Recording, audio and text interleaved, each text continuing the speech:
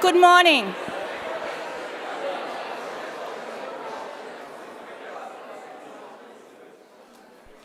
Good morning. I would like to extend a very warm welcome to the Vice-Chancellor, Deputy Vice-Chancellor, distinguished guests, our students, staff, families and friends, and those of us who are joining us online. I'm Professor Kath Dean, Deputy Dean, Education and Employability in the Faculty of Medicine, Health and Human Sciences. We thank you for being with us today as we celebrate our students setting out on their exciting journey in medicine. Traditions of knowledge, sharing and learning have taken place on this land since the Dreamtime.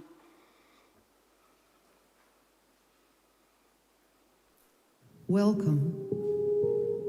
We acknowledge the traditional custodians of Macquarie University land, the Wadamariko clan of the Darug Nation, whose cultures and customs have nurtured this land since the Dreamtime. We pay our respects to elders past, present and future. We welcome people of all nations and all faiths. Kwai Bidja, Jamna Payala Janawi. Come here, we speak together. We have 60,000 years of archaeological evidence of Aboriginal habitation at Lake Mungo and 20,000 years in Ryde. We have great antiquity. Today, hundreds of Aboriginal and Torres Strait Islander people graduate from Macquarie University. The Darug Nation had famous leaders such as Chief Yarramundi, Naraginji, Colby and Maria Locke. Many of the descendants of these Darug people live today amongst you. We celebrate with you our ongoing attachment and custodianship of this country.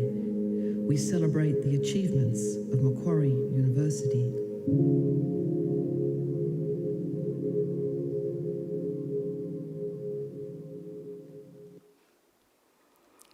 I also wish to acknowledge the Wadamariko clan of the Darug Nation and pay my respects to elders past, present and emerging. I'm delighted to start by introducing one of our final year students, Jiha Singh. Within the Macquarie MD, Jiha's passion for health advocacy led to her becoming president of the Macquarie University Global Society and the Australian Medical School Association representative.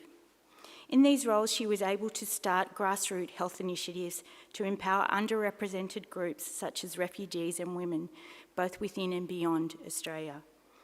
Jara has pursued her passion in global health by completing an elective international placement in both urban and rural China. On this recent placement, she had the opportunity to participate in specialised care settings in anaesthetics and cardiology. Outside of medicine, Gia has a broad range of hobbies and interests, as her mantra is, have fun. Having fun is the fuel to the fire that ignites your passion. Please join me in welcoming Gia.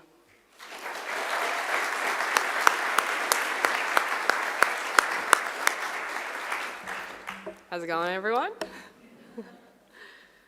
Okay, thank you so much for that extremely kind introduction. It is my privilege to welcome our faculty members, family and friends, and most importantly, the class of 2026 to the commencement ceremony. Firstly, I would like to start by saying congratulations, cohort of 2026. Give yourself a massive round of applause for making it here.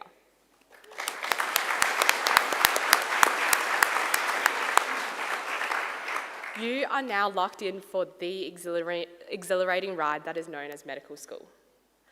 When I was asked to give this commencement speech by the faculty, my first thought was to doubt the judgment of my beloved faculty members.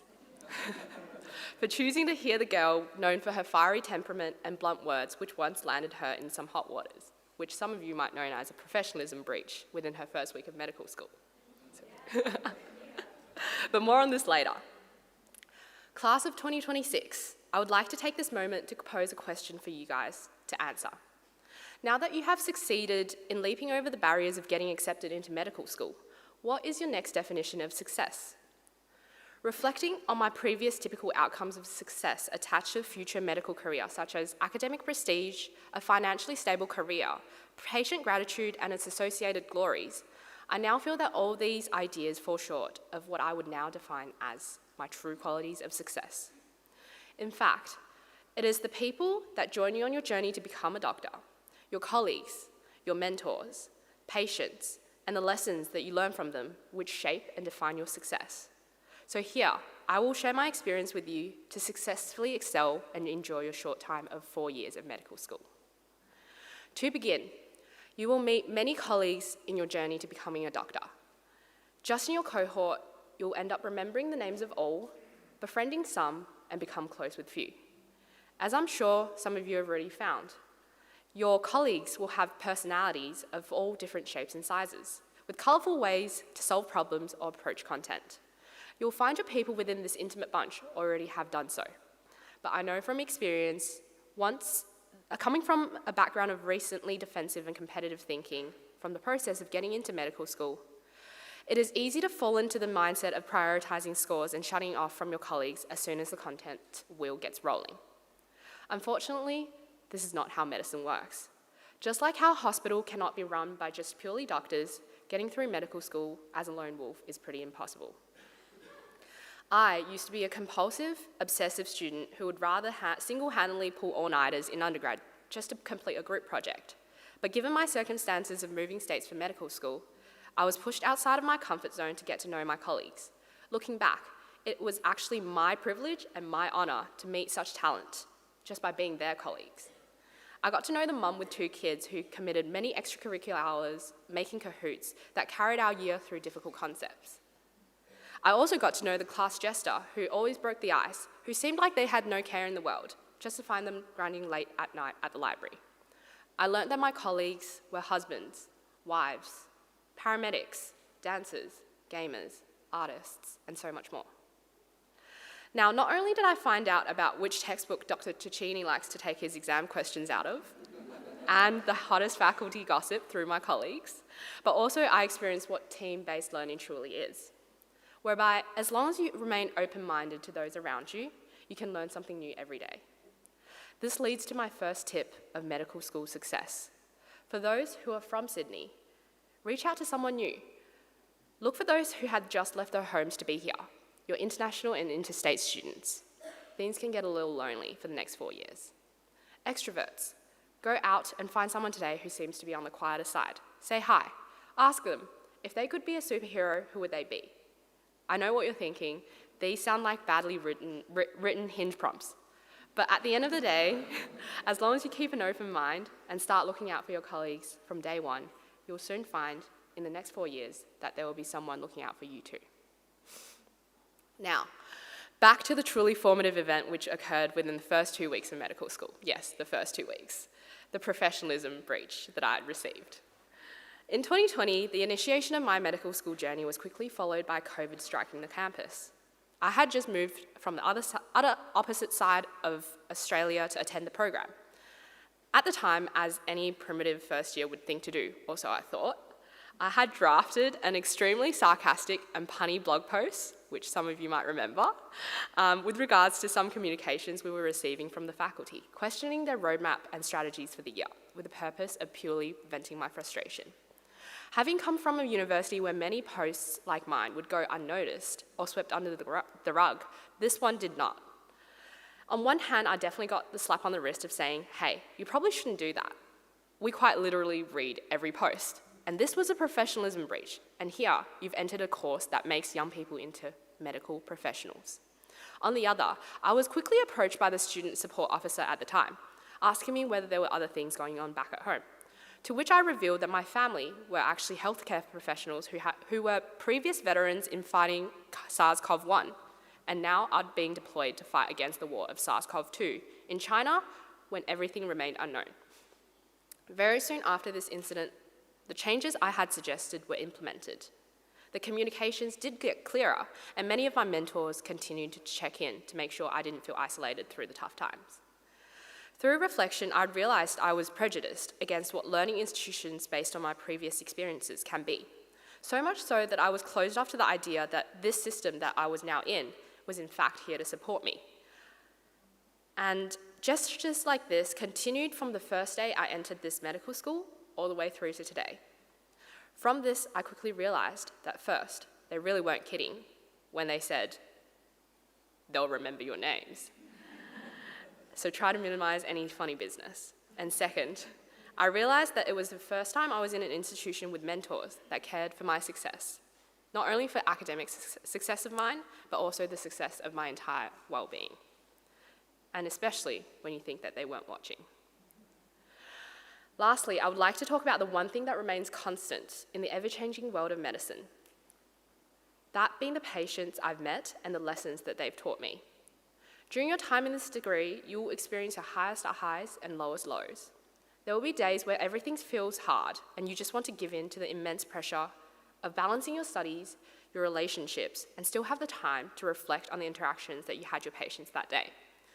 But it is through these interactions that you had that we are always reminded of what brought us here. And what brought us here is compassion. In your time, you'll learn that you have chosen a job where the person in front of you matters and their suffering matters. You should be proud that you have chosen this job because it's not an easy job. In the next 4 years, you'll learn how important this compassion is. And at times, the smallest amount of compassion counts. Patients will remember you simply because you've sat with them, or because you spent an extra minute at the foot of the bed to learn from them. For me, I will always remember the day I spent on the paediatric ward comforting a miserable 8-year-old from an intense bout of asthma. The little girl, though symptomatically stable, was emotionally distraught. Now, this didn't make sense. She was deemed unfit for discharge at the time. Being the only Chinese speaker in the room, I was finally able to ask her what she wanted, what was wrong in her native tongue. To which she revealed that it was actually because she had missed her dad, who had been separated from the family due to restrictions for an entire year. From this interaction, I had learnt that sometimes what patients really want isn't just a band-aid solution, both figuratively and literally speaking, but for us to remain compassionate and listen. So here it is, class of 2026. These are my final hot tips to survive in medical school. Be kind and keep an open door for each other. Connect with mentors and have faith in the system to get you through when times are tough. And finally, when you do feel lost, don't forget your reason for standing here, starting this journey today. Thank you.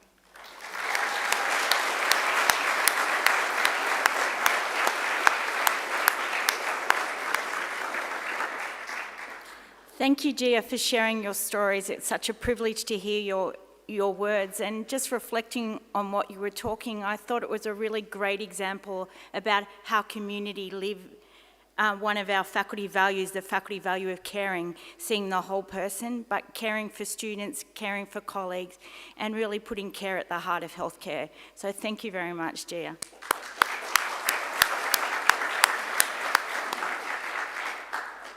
I'm delighted to introduce Professor Patrick McNeill, Executive Dean of the Faculty of Medicine, Health and Human Sciences. He is also Macquarie University's inaugural Deputy Vice-Chancellor of Medicine and Health and Managing Director of MQ Health, the university's academic health sciences centre. The purpose of MQ Health is encapsulated in 3 words: heal, learn, discover. Professor McNeill leads his tripartite mission of academic clinical practice, education and research. Professor McNeill is a graduate in medicine from the University of Tasmania. He completed his PhD in immunology at the University of New South Wales, and he is a fellow of the Royal Australasian College of Physicians with specialty training in rheumatology. After spending 3 years as a postdoctoral fellow at the Harvard Medical School, he has worked in Australia as a clinical academic for over 30 years, combining research, teaching, and clinical practice in rheumatology. He's published over 120 scientific papers that together have been cited by others over 6,000 times. Prior to joining Macquarie University, he held leadership roles as the Associate Dean of Education at the University of New South Wales and Executive Clinical Director at Liverpool Hospital in Sydney, which is a very large teaching hospital, and Chair of Arthritis Australia. Please welcome Professor Patrick McNeill.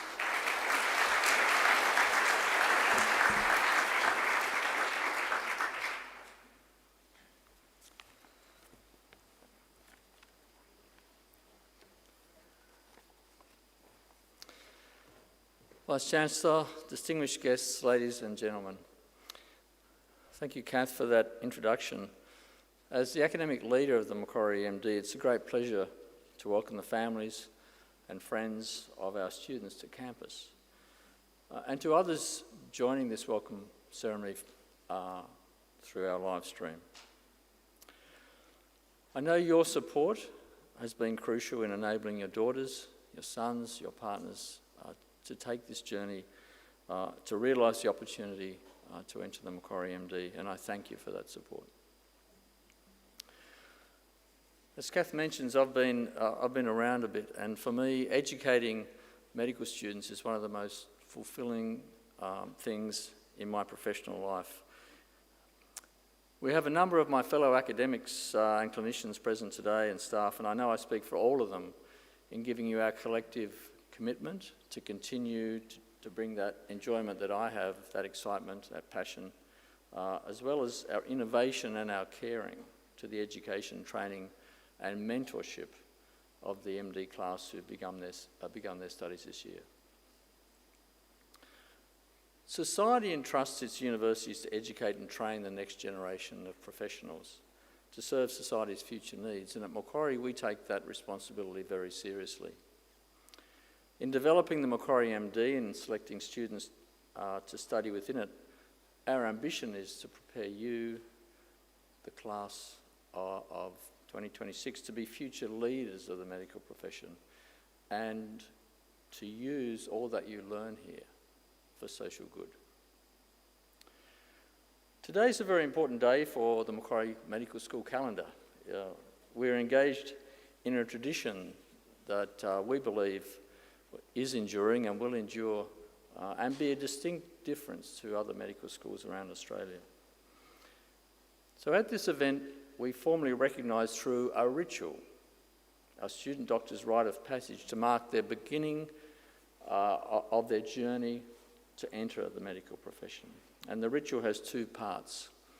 So in the first part, I, as the Executive Dean of the faculty, will welcome each student into the profession as student doctors by presenting them with their own personal stethoscope.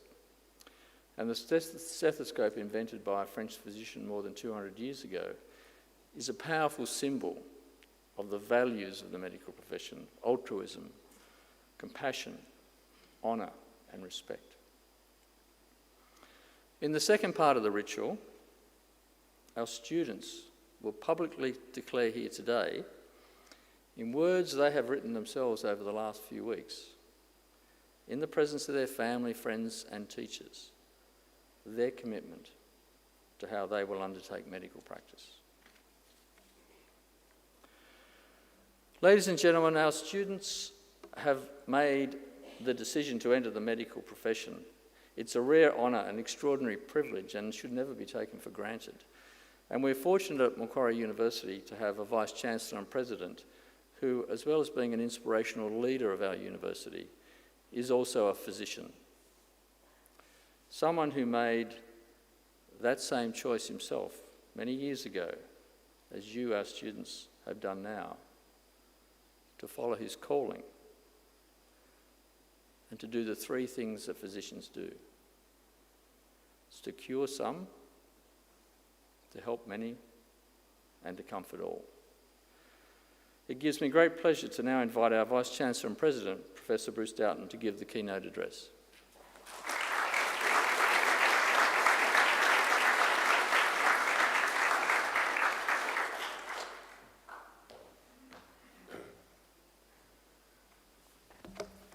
Well, friends, one and all, it's a great pleasure for me to be here with this new cohort of medical students to welcome you all to Macquarie University. I'm delighted that so many families and friends of our new cohort have joined us here today, whether you are here in person or in a warm welcome also to those, as Patrick has already done, who are with us tonight through the simulcast.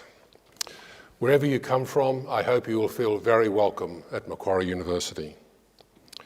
Today's ceremony is a recognition of a very significant milestone for each of you here today, for your families, but as the Dean has already indicated, also for the university. For each of you, this marks the entry into a profession which I will hope will be partly a calling to medicine, as more than a career, more than just a job, but a way of thinking, a way of being. Medicine is about both science and art. As the decades have rolled by, the science of medicine has filled us and continues to fill us with a sense of awe and accelerating pace. It is a quest for deeper and greater understanding of the causation of disease, the mechanism of illness, and how we might go about alleviating illness. And it is wonderful that we have all of those growing knowledge points as the decades have rolled by. On the one hand, the science of medicine is the search for more detail and more granular and deeper understanding, as I've just said.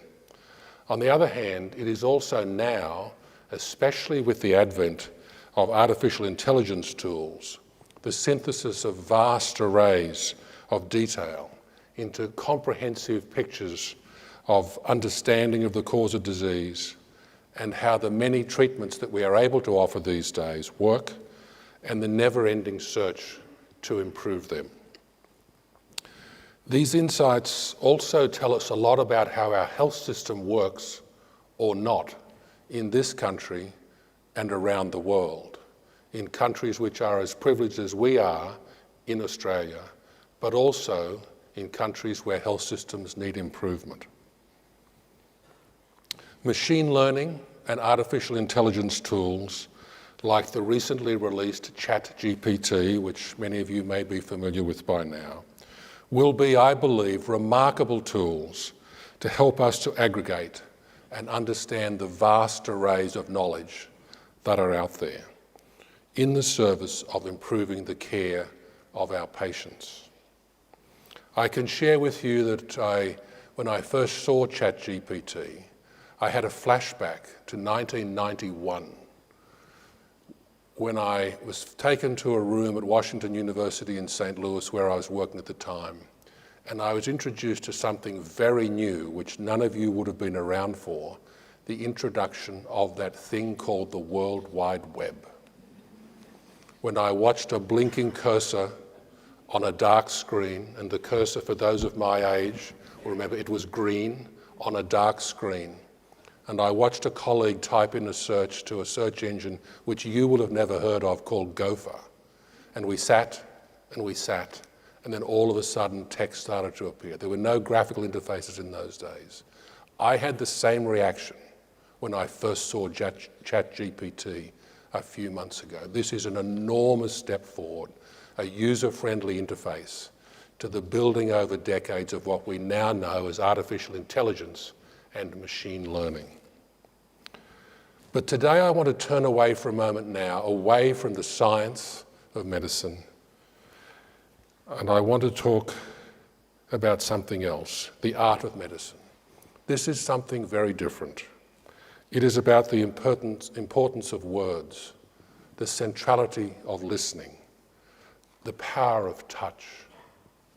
It is about seeing the person before you, not as a patient, not as a diagnosis, but as first and foremost a real person. A person with all the wonderful complexity that being human is all about. To be human is to be able to feel the sense of joy, to achieve a dream, to be proud, to be excited at a new adventure unfolding before you, to also to be anxious, to embrace loss as a part of the rhythm of life, and to indeed deeply care about others. That is what it is to be human, and that is where the art of medicine fits in. Being a good doctor is about wondering who that patient really is. Where does she fit into her family? What is their work? What are their key personal relationships? For these real people, these real individuals, what are their worries? What are their fears? What are their hopes? What are their dreams?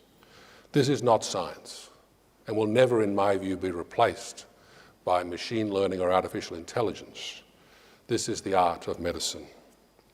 And the art of medicine, in my view, is the fine line that exists between hope and truth when dealing with difficult news. It is also about honesty.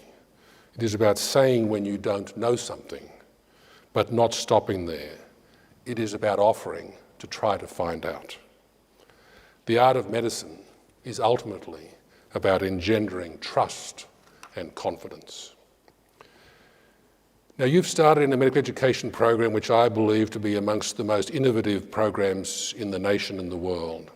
As our students, you'll be at the very leading edge of preparation for a lifetime of professional success and fulfilment through the dedicated attention to the design of this program by Professor McNeil and all of his colleagues and many others who are in the school that aren't here today. It's a unique program, probably because most particularly it is likely the first truly global medical program on the planet. You will have opportunities to study here on this campus with partner institutions here in Sydney, in Australia, and indeed around the world. And as the Dean has already said, my hope is that you will emerge as leaders to reshape health systems at a time when societies and governments are challenged to keep pace with how to provide safe, efficient care and keep it affordable. Now, each year when Professor McNeil asks me to address this gathering, I ponder what I might say that would perhaps be useful to you as you embark upon this journey. And every year I go back and tell myself I should find something new to say, but I have to confess that has been challenging. And when I have changed it, I didn't like it, and I was told afterwards it didn't work as well as what I most usually say here, so I'm going to say most of the same things all over again. But several recurring thoughts come to mind, and they're pretty enduring for me, and I hope they might be for you. Amongst these thoughts I have, I hope you might latch onto a couple of them and just remember them here and there along the way. Now, I've done this every year that we've welcomed a new class here, and I suggest the very first thing you all need to do is take a deep breath in and relax. You have just achieved the hardest thing you will ever do in your professional careers, and that is getting into medical school. You're going to have lots of people along the way who are going to tell you about how difficult the further steps are, how hard the study is, how hard the exams are, how hard it is to get into the postgraduate training program you want, in the city you want, when you want it, how hard it is to align the schedules of your professional life with those of your personal life, your girlfriend, your boyfriend, your husband, wife, lover, partner, whatever. The dog's grooming appointments, it's all going to be very difficult. But the reality is, all of that may be true, and those are all tough things, but nothing is harder than getting to be in this room here today. So my first bit of advice to you is just relax. The hardest part is already done. Now, the second thing I want to say is to allow yourself, just for a moment, to be filled with awe, to be filled with wonder that you are here. As a young boy, I dreamed of being a doctor for a long while, with an image burnished in my mind of an early encounter with outback medicine in Australia and a visit by the Royal Flying Doctor Service, a story for another day. I could not have imagined anything more exciting back then.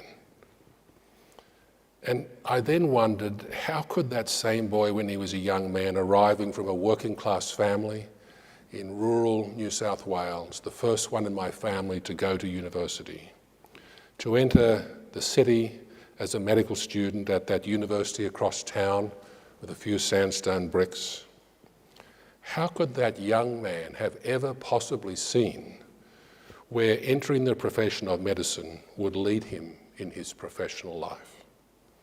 Back then, on a Saturday in late March, just like this day, 48 years ago to be precise, when he was at your stage, he could never have pondered that he would leave Australia almost immediately after medical school to go and pursue paediatric training at the Boston Children's Hospital, that he would move from there to Washington University in St. Louis to direct a clinical division when he was just 30 years old, that he would return to Australia as Dean of a medical school across town, when he was in his early 40s, that he would have his aspiration, perhaps back then, in the mists of a future, to be the Vice-Chancellor of University, potentially dashed in the margins of a very nasty scientific misconduct case, out of which, in silent protest, he would go back with his young family without a job to the United States to start all over with no job and to rebuild a career. That he would have ended up being a professor at the Harvard Medical School, that he then would have travelled almost to the ends of the earth and back, helping the development of new hospitals, healthcare systems, medical schools and universities around the world, in places as far-flung as China and India, the Dominican Republic and Kazakhstan and Libya and Brazil, the list goes on. How could he have possibly seen that he would end up leading this remarkable, dynamic university? And how could he have ever seen that he would be here today welcoming you? What a privilege. Now let me dwell here for a moment on this notion of privilege and try to connect it up to the need for gratitude. When I think about how I got to where I am today and all the blessings I have had in my career, there are really only two essential elements that might have offered me any professional successes I might have had. Sure, I worked hard, I had some lucky breaks along the way, I cut corners here and there, which it's much harder for you to do than it was for me back then. But the two things that really are abidingly true in my life are, that helped me get here today, are a set of parents from a working class family who cared about one thing only, a better future for their two sons than they had for themselves, and my education. So I urge you to dwell, as I do here, and I do it every day now, to forever connect up that notion of privilege with gratitude and being thankful for the great privilege that we have to be in the profession of medicine. It is, I've no doubt, to a great degree, the result, your result being here today, is the result of lots of hard work, lots of time, lots of study along the way. Your native intellect is there, you're all very smart. You're all equally smart, no one more than the other. But for most of you, if you stop and pause for a moment and think about gratitude, I imagine it will extend to the wonderful folks who are here with you today and those who are not here today. Those who have sent you around the block to this university or halfway across the world to this university. That is the gold standard of caring. The gratitude you feel for your families and those who've helped you get here is the gold standard of caring and gratitude. And it is, I believe, the underpinnings of what caring is all about in the practice of medicine. So my second simple thought for you, beyond relaxing, is be thankful. Now, a moment ago I shared with you a little of my own journey, and I did not do those brief bits of biography for the purposes of self-promotion. I did it to suggest that you're embarking on a professional journey that offers you so many opportunities, such a diverse range of career choices, so many directions, and so many things that you might be able to do with this training you're embarking upon.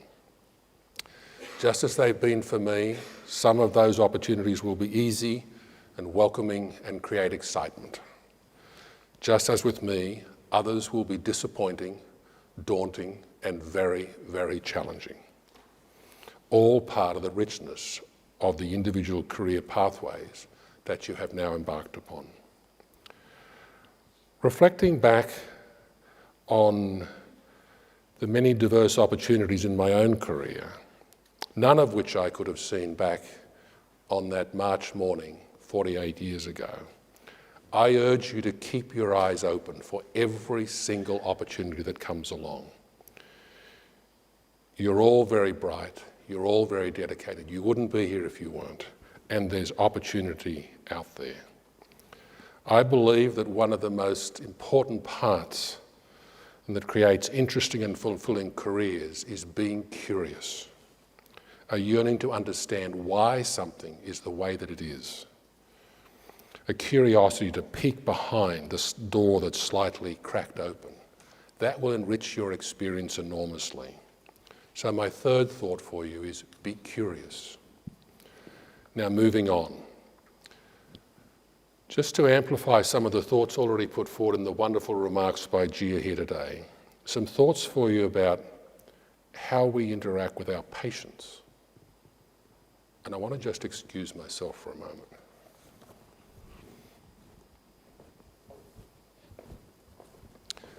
And I want to move down here.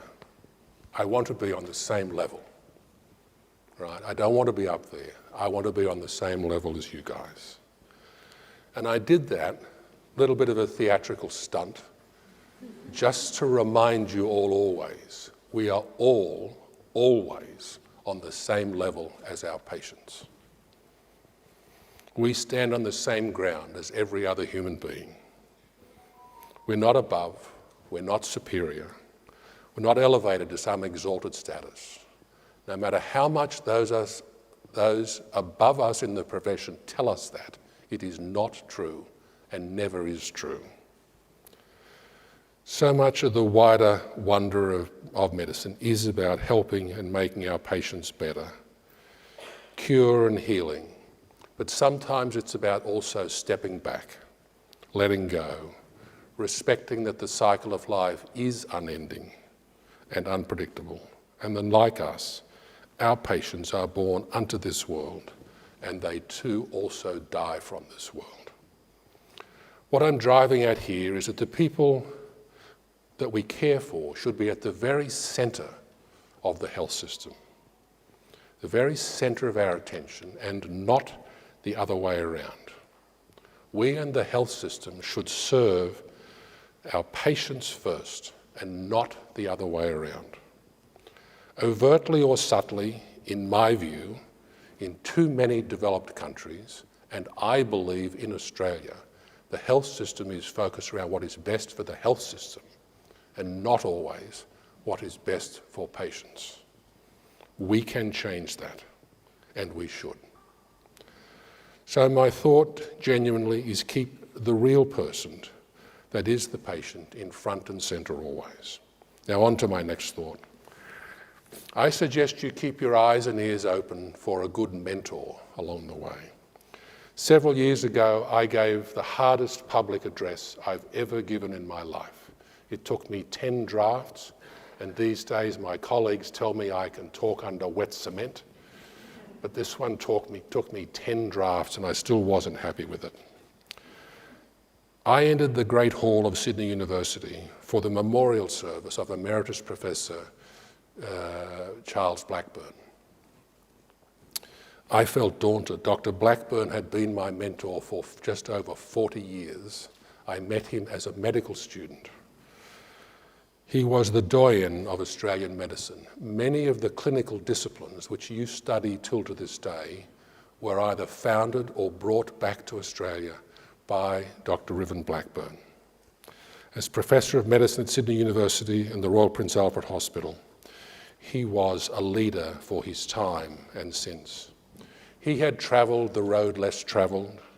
In his young days, he did not go to the traditional places for postgraduate training of young Australian physicians, of the great teaching hospitals of London, Edinburgh and Glasgow.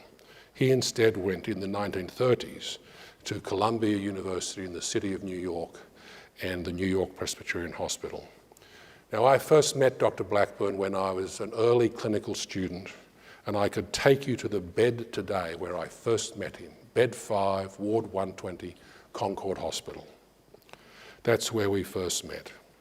He consistently modelled that the essence of the calling to the practice of medicine was indeed about putting the patient in front and centre, not their illness, not their organ system disease, certainly not their interesting laboratory test result, but always the whole patient. His mentorship extended to fostering my curiosity about the intersection between medicine and science. He gave me wise advice many times against the advice of others, including telling me to leave Australia at a very early stage of my career, which supposedly, according to most of the pundits, was going to ruin my career forever. Didn't seem to have that effect. He understood me deeply, and he understood what it was to yearn for the road less travelled.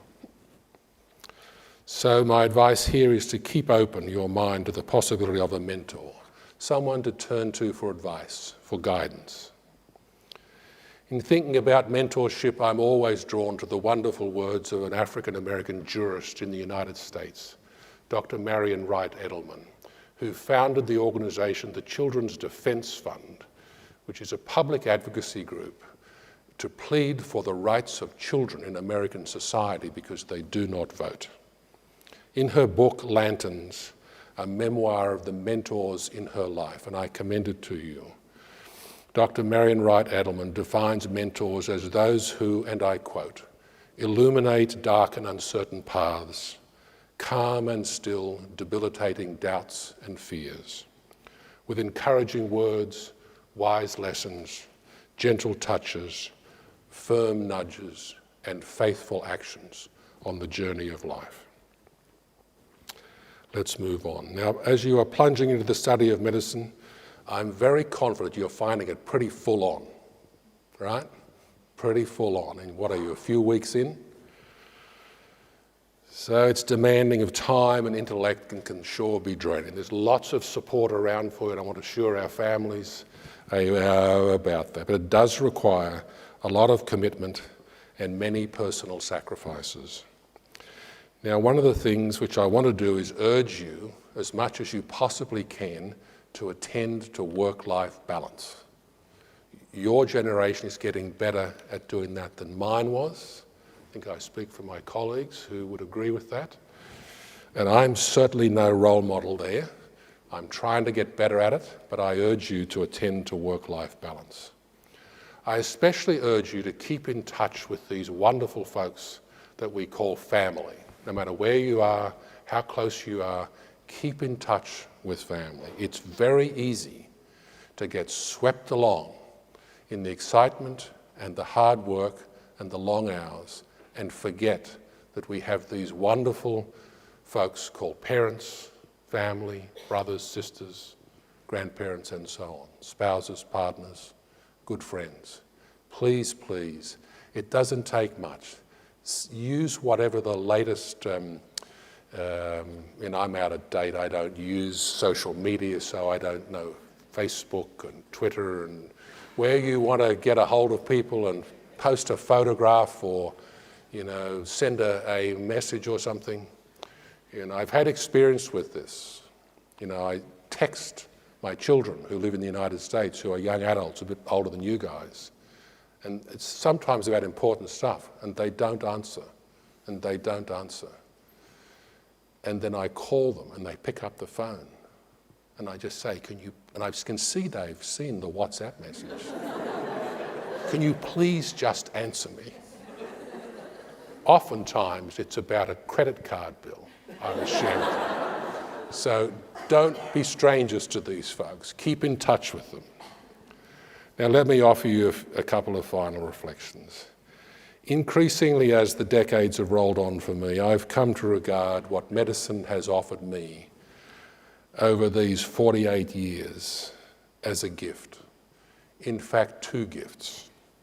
The gift of roots, the gift to be part of, that is, the gift to be part of a profession which carries time-honoured and very noble and lofty traditions. A calling, if you will, to serve those who need us, to bring to them the science and as well the art of medicine. Your program here at Macquarie will give you very ample exposure to both of those, but it will also challenge you to think about the aspects of our profession which need change and the aspects of our profession which should be relegated to the archives of a bygone age. The second gift, the gift of wings. For me, this gift of wings has been about pushing myself to seize opportunity, to explore, to go beyond, to challenge the expectations that I had for myself and that those around me had for me, to travel and work all over the world, and yes, in my case, at times to travel the road less travelled. A medical degree has allowed me to do so much, as it will do for each and every one of you. That metaphoric gift of wings has not only stimulated my intellectual curiosity, but it also introduced me to incredibly wonderful families as I practiced in the quaternary specialty of clinical genetics. It introduced me to families often at very, very dark times of their lives. I long ago realised that from my patients, I learned far more from them than I ever imparted to them. From them I learned about courage, I learned about resilience, I learned about compassion and acceptance in times of adversity. And from them I learned about the difference between sympathy and empathy. When you least expect it, something will happen along the way that will remind you that we often touch people's lives in ways that are so enduring, we don't stop and give thought to it. For us, it's hour in, hour out, day in, day out. This is the profession that we are working in. But the impact we have, sometimes in a single interaction or set of interactions, can be enduring that it lasts for decades. A few years ago, here in my office at the university, sitting in the Chancellery just across the way, I received an email from a US college student, and I want to read you a brief excerpt from that email because it makes a point. Dear Dr. Dowden, about 21 years ago, while you were working in St. Louis, Missouri, you helped my parents through one of the toughest times of their life. My mum and dad, and she wrote their names, had had their first baby, a little boy whom you diagnosed with non-ketotic hyperglycemia, which is a very, very rare inborn error of metabolism. She went on. At only 2 months, my brother Mark eventually succumbed to his illness, causing my parents to enter one of the darkest times of their lives. When I was around 13, my dad told me about these dark times and how without you, neither he nor my mother would have made it through those difficult times. The email goes on, my dad is the strongest man I know, and he still tears up every time he speaks of you and everything that you have done for our family. 20 years after the fact, that email turns up in my email box. It speaks to the lasting impact we have on our patients and their families. So in closing these few thoughts for you, I want to say to Professor McNeil and your colleagues here in the faculty how enormously proud I am of what you have designed and created for these wonderful new students. You remain a brightly burning beacon of innovation in this university, and I thank you. To the mothers, fathers, partners, guests of this wonderful class, both hereby and a long way away around the world, I say thank you for entrusting these wonderful young people to us for this part of their journey into a life of professional self-discovery.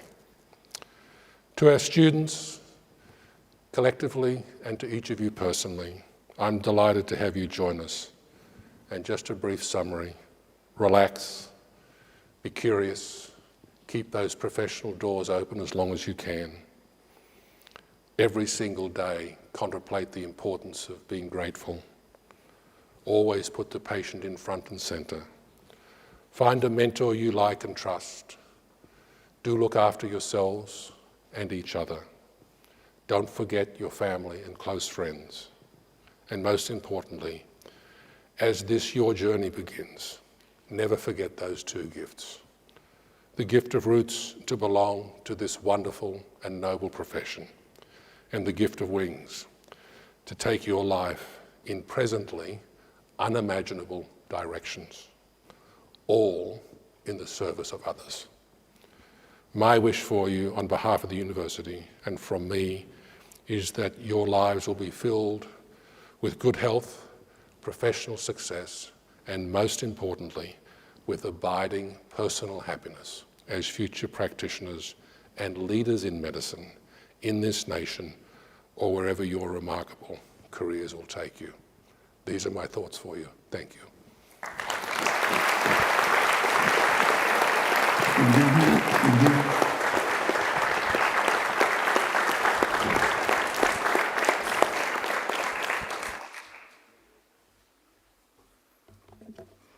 Thank you, Vice-Chancellor, for those wise words. As evidenced today from all our speakers, Macquarie University identifies itself as a university of service and engagement, with its ambitions driven by a sense of service to others and a desire to engage deeply so we all collectively succeed. The inclusion of global experiences in the Macquarie MD is not only to start that gift of wings journey the Vice-Chancellor mentioned, but also to enrich our understanding of global health systems, inclusive healthcare, and ethical reasoning. Our students will complete clinical rotations in Hyderabad, India, with Apollo hospitals. Professor K. Hari Prasad, our Apollo campus dean, is unable to be here today, but he has recorded a special message. It gives me immense pleasure to welcome the new members of the Apollo Macquarie family. To begin with, I would like to extend my greetings from Apollo Hospitals to all those who are part of this program. To those who are joining the Apollo Macquarie journey, a hearty welcome. I must tell you that you are amongst the fortunate few across the world who are being prepared for the future of healthcare. In my opinion, we are living in a borderless world, and healthcare is truly devoid of any borders. Macquarie Global MD program is curated to prepare you to deliver quality healthcare in a borderless world. It is unique and gives you an opportunity to learn from different geographies, different models of care, and different disease profiles. I would urge you to make best use of the program, particularly the diversity it provides you. We at Apollo Hospitals are excited to be a part of this Global MD program and have had an interesting journey so far. I said interesting because the program was new and no one knew what to expect. Over the last few years, we have learned, and the pandemic added a new dimension, which is resilience. The feedback from all your predecessors who have been here has been positive and motivates us to raise the bar. Right now, we have a bunch of students, and I must tell you that they are enjoying themselves while acquiring new knowledge, skill, and expertise. I know it'll be a while before you come to India, but let me assure you that Apollo and Macquarie are already planning for your stint in India. A wealth of clinical knowledge is awaiting you, and to complement it is a rich cultural experience. As I said right in the beginning, there is an increasing need for being a global citizen, given how the world is transcending borders and moving towards multicultural communities. Expanding knowledge beyond borders and building global learning more broadly are critical to taking medical education to a whole new level. This is exactly what Global MD program offers. And once again, congratulations and welcome to all of you.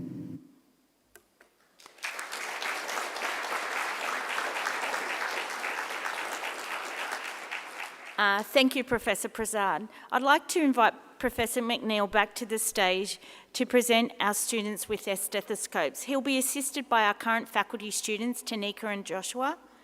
Macquarie University was established in 1964 to be a distinctive, progressive and transformational institution of higher education.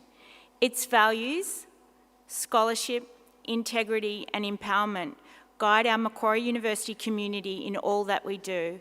The stethoscope presented to our students today will be a reminder of these values and the university. In a moment, I will introduce our cohort of students. New students.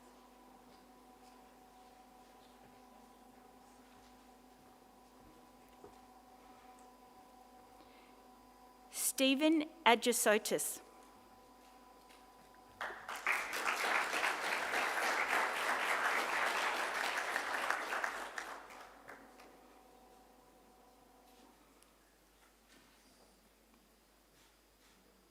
Brunavi Arularatnam.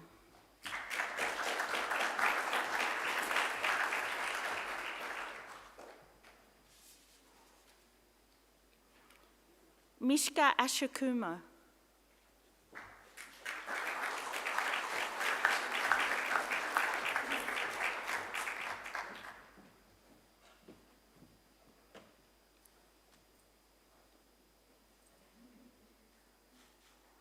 Christy Barnwell.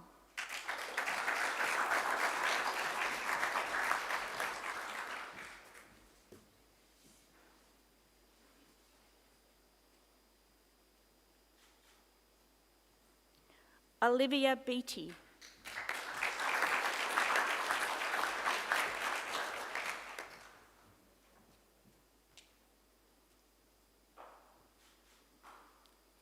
Madison Beggs.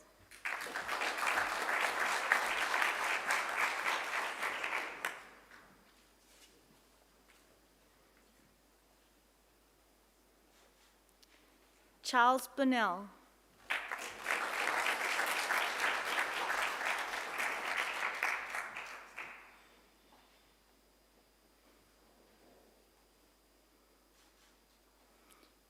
Timothy Min Chong Chua.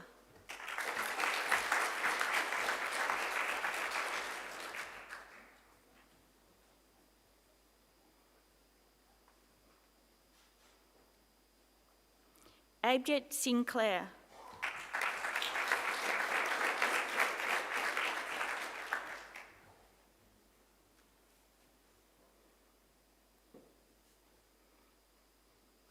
Do you want a photo?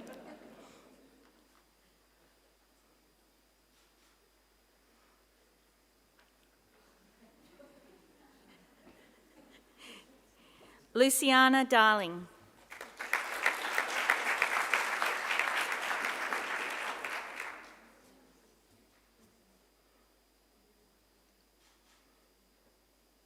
Delina De Silva.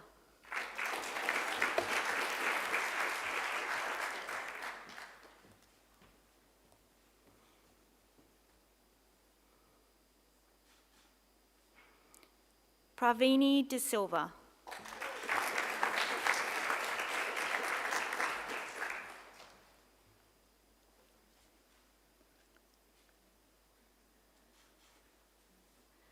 Samadhi Elalepala.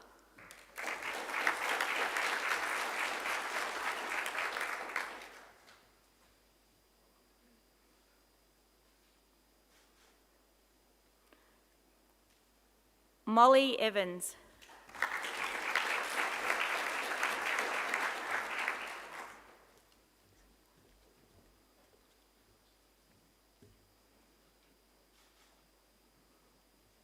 Ajantha Nanasunathan.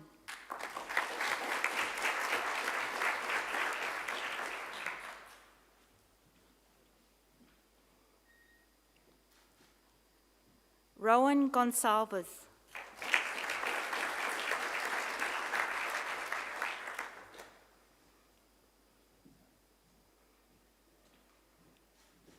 Julia Gordon.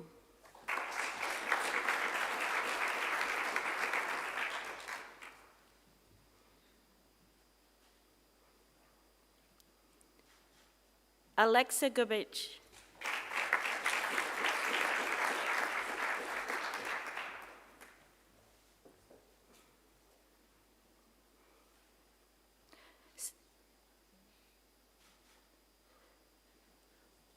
Sophia Guinness.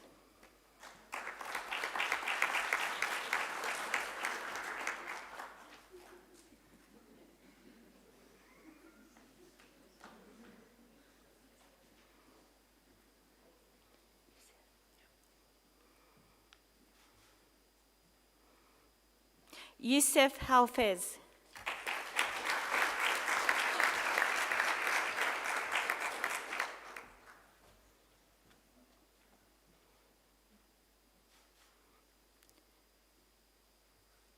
Damon Hanna.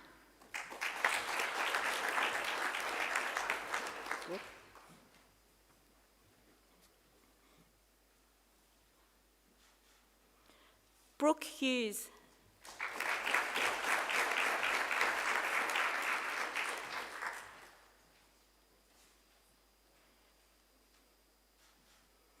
Amrasha Jamshidi.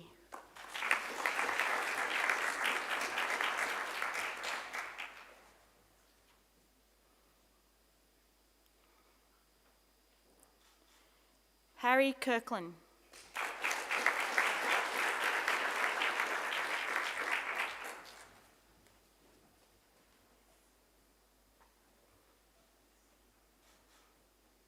Tamara Court.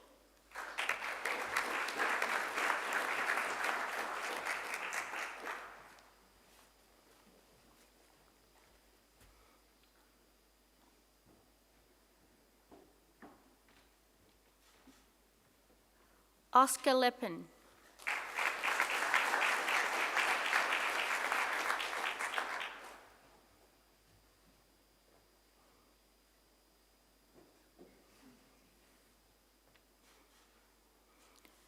Marcus Lockyer Dunstan.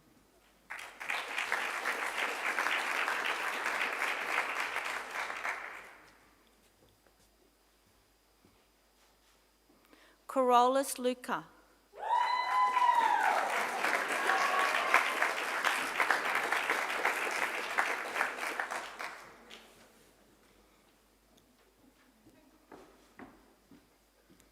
Aaron Luthra.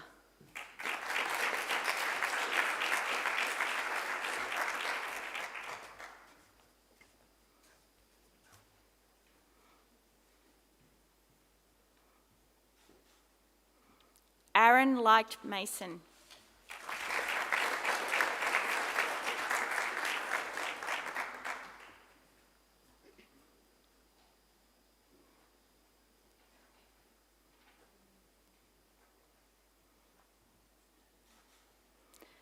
Manal Madden.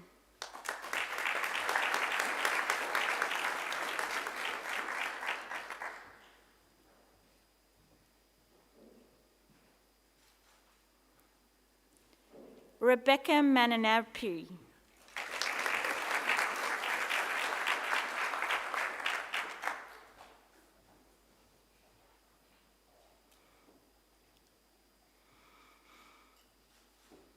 Joe Marsden.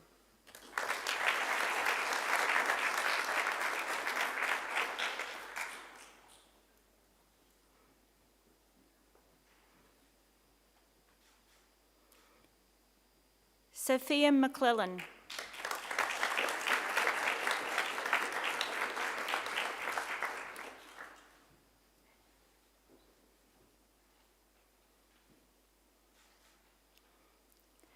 Sabah Makathurunistan Mabu.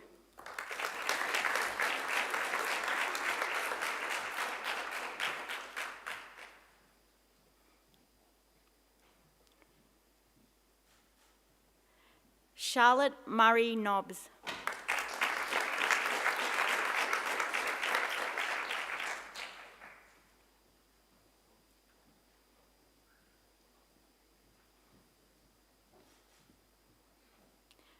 Malik Naim.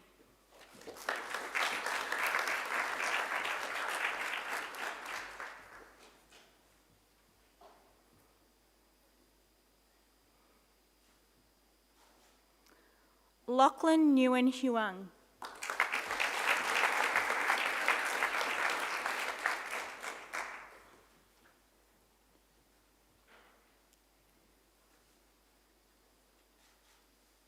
Tabisha Namani.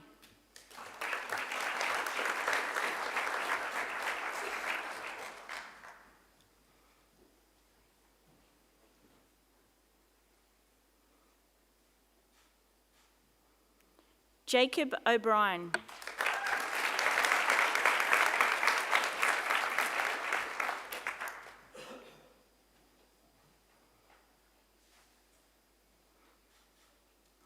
Tara Apache.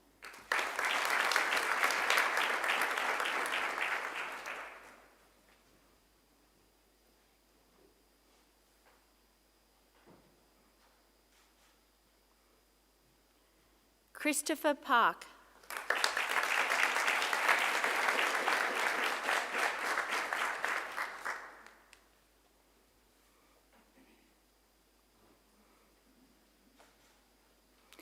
Isaiah Peditella.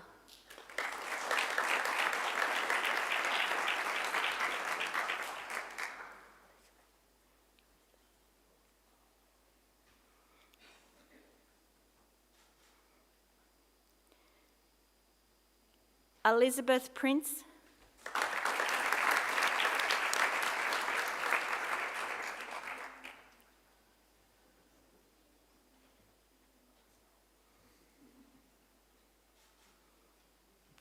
Abhiyama Pruvanindram.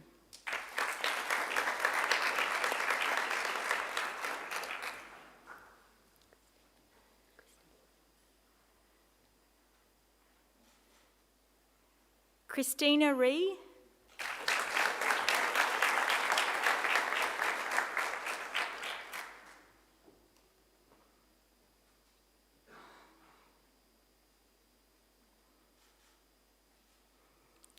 Alexander Ruhoff.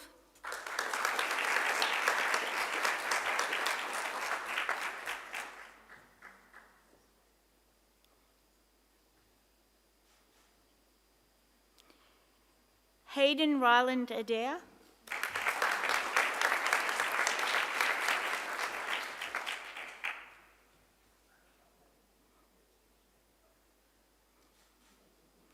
Suhaya Safwan.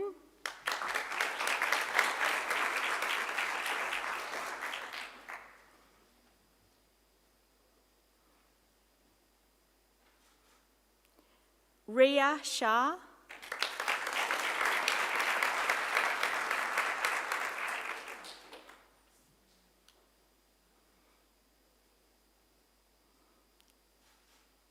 Dilnor Sheen.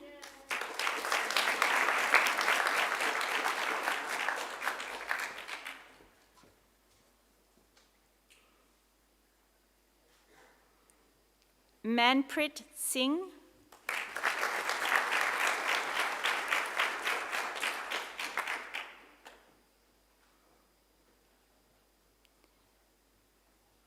Nikita Singh.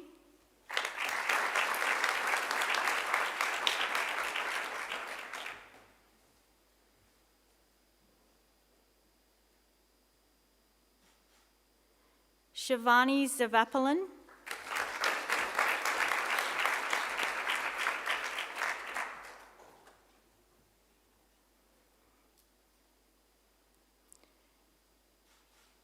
Marina Solomon.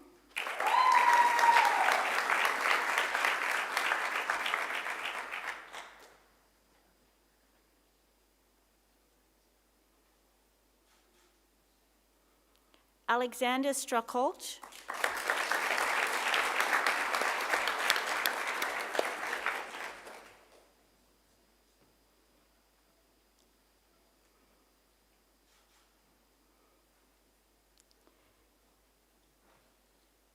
Caitlin Sultana.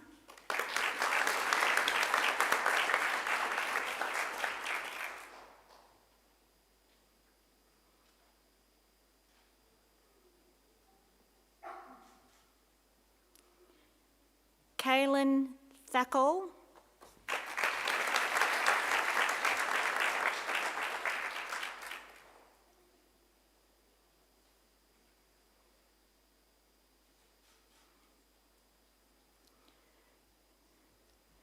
Stefan Thotanku.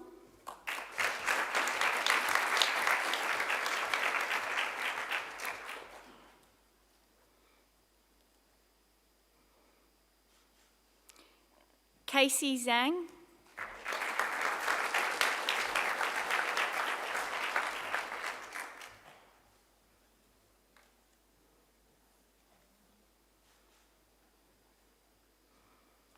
Chiriazumo Yugo.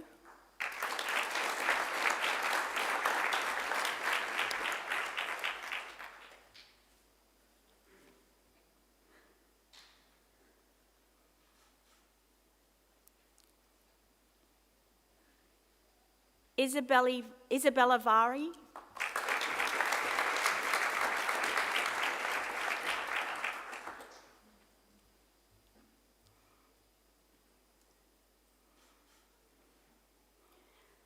Arusha Vishwakarma.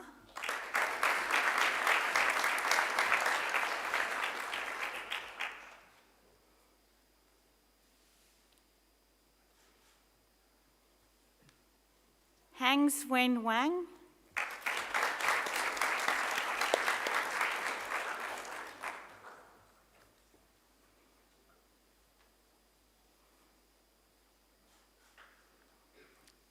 Sophia Whitbourne.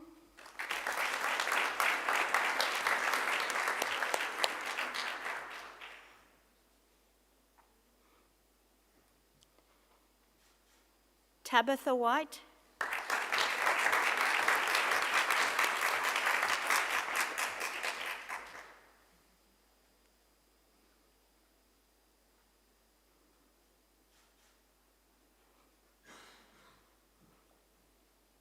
Alexandria Wilkes.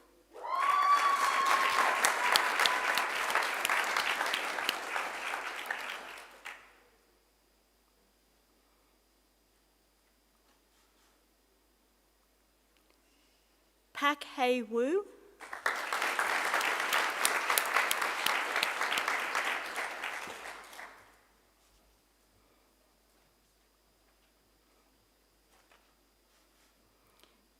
Kaylin Yip.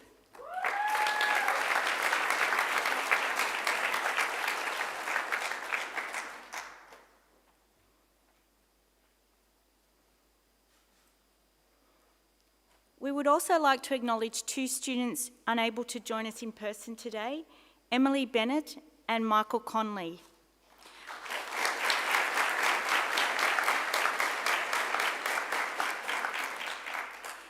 Please join me in congratulating the class of 2026.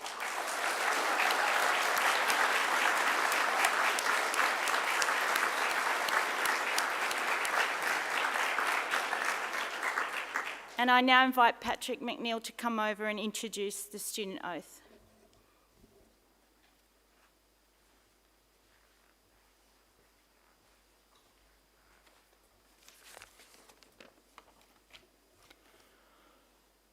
Ladies and gentlemen, today's ceremony marks a rite of passage for Macquarie MD students and continues the tradition for our medical school and faculty.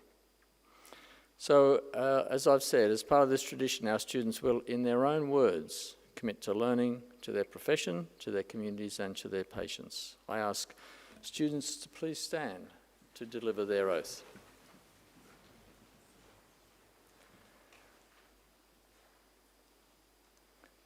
Okay. We, the Macquarie University Doctor of Medicine cohort of 2026, acknowledge the water medical plan of our nation and recognise elders past, present and emerging. We stand before you, our family, friends, mentors and peers, to pledge our commitment to the study and practice of medicine.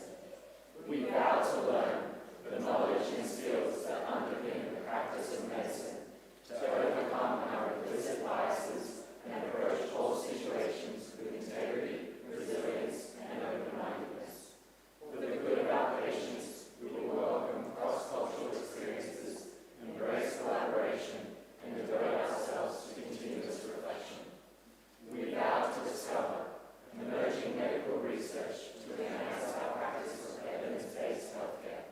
Driven by our desire for knowledge and lifelong learning, we will critically evaluate current and future healthcare standards to inspire innovation in local and global settings. We vow to heal with compassion and empathy. We will recognize the trust placed in us and treat our patients holistically, upholding their autonomy and dignity. We will be agents of change, working to promote equity and reconciliation within vulnerable communities and empowering individuals to take an active role in their well-being. We acknowledge the challenges that lie ahead, but by supporting each other and abiding by the values of this oath, we will have the strength and courage to navigate this journey.